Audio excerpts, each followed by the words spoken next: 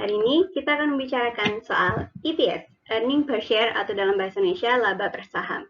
Disclaimer ya, ini video amatir dengan riset amatir, jadi tujuannya buat mendokumentasikan perjalanan saya untuk belajar mengenai investasi saham dari awal.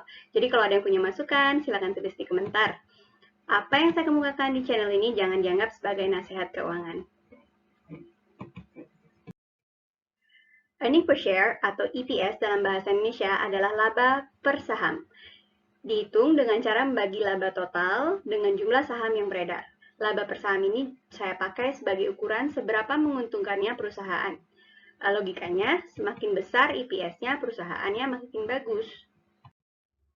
Bagaimana saya menilai perusahaan dengan menggunakan EPS? Ada dua cara. Pertama, dengan membandingkan perolehan EPS suatu perusahaan dari tahun ke tahun. Lalu yang kedua, dengan mengadu EPS satu perusahaan dengan saingannya. Oke, studi kasus. Mari kita pelajari EPS-nya Indofood CBP, perusahaan favorit saya untuk saat ini. Karena dia memproduksi Indomie, makanan favorit saya.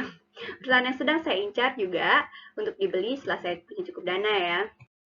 Ini grafik earning per share atau laba per saham Indofood. Indofood CBP dari tahun 2011 sampai dengan tahun 2019. Kita lihat di laba per saham Indofood meningkat secara teratur dari tahun 2011. Ini grafik earning per share atau laba per saham Indofood CBP dari tahun 2011 sampai dengan tahun 2019 dibandingkan dengan laba per saham perusahaan saingannya Mayora dari tahun 2012 sampai dengan 2019. Data ini disarikan dari laporan keuangan masing-masing perusahaan. Sayangnya, kita cuma punya akses untuk Mayora di tahun 2012. Catatan ya, saingan sebenarnya dari Indofood ini lebih tepatnya adalah Wings Group, perusahaan produsen mie sedap. Menurut analis dari CDMI Consulting Research, linknya ada di deskripsi, mie sedap mulai bersaing ketat dengan Indomie. Bahkan penjualannya mulai mengalahkan brand Indofood CBP lainnya seperti Supermie, Sarimi, dan Popmie. Ini berdasarkan penelitian dari CDMI Consulting Research antara tahun 2014 sampai dengan tahun 2018. Sayangnya, Wings Group adalah private company atau perusahaan private, dan data keuangannya tidak tersedia secara publik, jadi nggak bisa kita membandingkannya. Mayora saya pilih karena dari segi pasar dan produk agak dekat dengan ICBP. Mayora memproduksi beng-beng dan snack-snack beken lainnya seperti coki-coki. Dan ada produk mie juga yang bersaing dengan Popmie dari Indofood CBP yaitu mie gelas.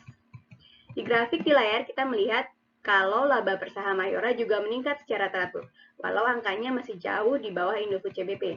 Di tahun 2012, laba per saham Indofood sudah hampir mencapai Rp200 per saham. Sementara Mayora di tahun 2019 belum juga mencapai Rp100 per saham. Jadinya jauh di bawah Indofood, tapi sama-sama naik secara teratur. Oke, kita ringkas ya. Earning per share atau EPS dalam bahasa Indonesia adalah laba per saham. Dihitung dengan cara membagi laba total dengan jumlah saham yang beredar. Laba per saham ini saya pakai sebagai tolak ukur seberapa menguntungkan perusahaan itu. Logikanya makin besar EPS-nya, perusahaannya makin bagus, dan logikanya ke belakangnya EPS suatu perusahaan seharusnya makin meningkat.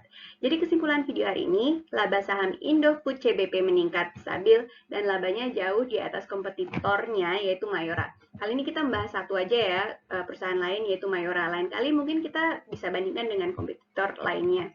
Kalau mau tahu apakah harga saham ICBP masuk akal dibandingkan dengan peningkatan EPS-nya, silakan lihat video sebelumnya. Punya uang 1 juta rupiah beli saham apa?